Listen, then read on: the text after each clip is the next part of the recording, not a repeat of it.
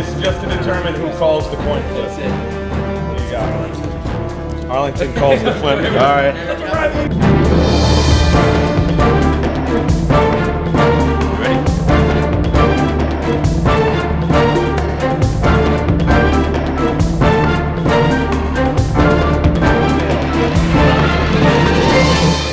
It's heads. Every time. Hey.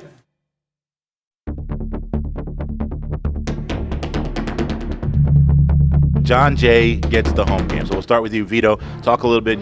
We're with Vito Buffoli of John Jay, Franco Bianchi of Arlington, and these guys know each other. They are friends. So talk. Start with you, Vito. Talk a little bit about having that last game at home. Well, it's cool going out as a senior at home. We got the grass. They might not be as used to with the turf. So glad we got the home game. Now, you lost the first time to Arlington 42-6. What do you think is going to be different about this game, and how have you been playing lately that you think is going to change? I mean, we've improved all year. We've gotten better. It's hard to beat a team twice, so we're going to just work hard in practice, and we'll see what happens. Franco, you guys beat them the first time around, and you've been on quite the roll the last 3 or 4 weeks with some big wins. Talk about how you guys have been playing. We've been playing good as a team, every week, just practice hard, after school all the time, and, getting better and better. We're just, we're playing good, so they're a good team. We gotta come hard. I don't think it's gonna be the same as last time. They're gonna, they're getting better every week, like Vito said. So you gotta come where you go. Arlington coach Dominic DiMatteo, John Jay coach Tommy O'Hare. We just had the coin flip, and it'll be John Jay's home game. So talk a little bit about hosting that final game at home. It's always an exciting atmosphere when Jay and Arlington get together. We played the first game over there, and it was a big crowd.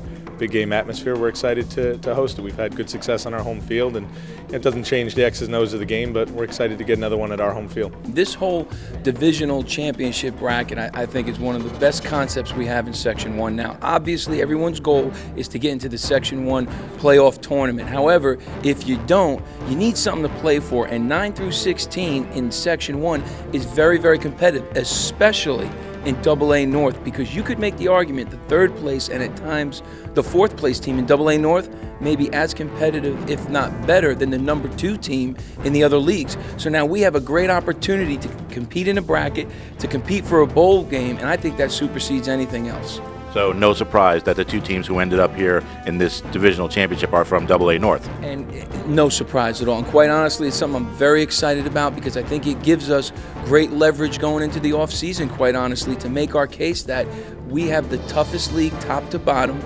We had 2 teams in the Section 1 playoffs, 2 teams now competing in the divisional championship bowl game. And once you start lining up all of our records in league and out of league, it's compelling.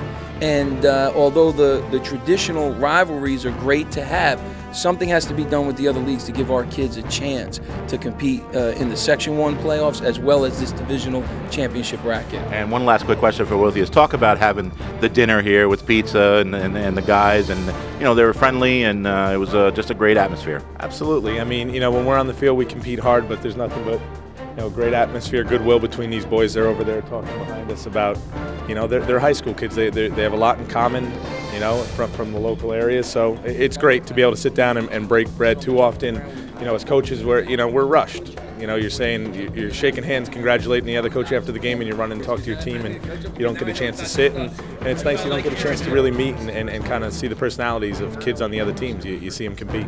Yeah.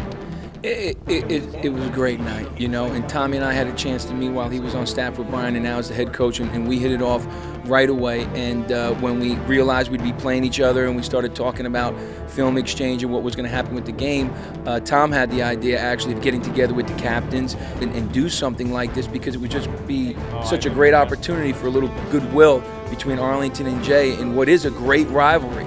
And an emotional one at time, but now here you have the captains, the leaders of these football teams, and in many ways the schools breaking bread, hanging out as kids. Like Tom said, it's great, and I think it's important for the kids to see us have a relationship so that they understand, yeah, we can all be friends, and when we're on the field, we're going to compete, and then when the game's over, it's over. So we're really excited about this. All right, there you have it. Arlington John Jay at 5 o'clock on Friday night down at John Jay.